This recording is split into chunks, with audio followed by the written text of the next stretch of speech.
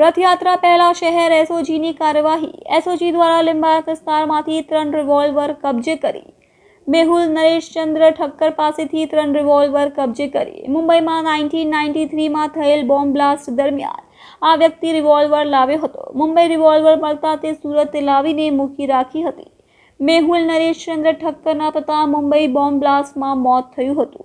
ગઈકાલે એસઓજી દ્વારા લિંબાયત વિસ્તારની અંદર બાલા હનુમાન મંદિર પાસે ડુંબાલ એરિયાની અંદર એક ફ્લેટની અંદર માહિતી એને મળી હતી એસઓજીની ટીમને કે ગેરકાયદેસર હથિયારો અહીંયા એક ઘરની અંદર છે.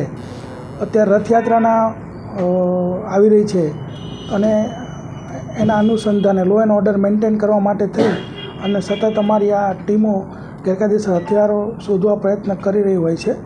એ દરમિયાન આ માહિતી મળતા ત્યાં રેડ કરતાં મેહુલ નરેશચંદ્ર ઠક્કર નામનો જે વ્યક્તિ છે એના ઘરેથી 3 રિવોલ્વર મળી આવેલ છે, જેનો મુદ્દામાલની કિંમત લગભગ 1.5 લાખ રૂપિયા થાય છે.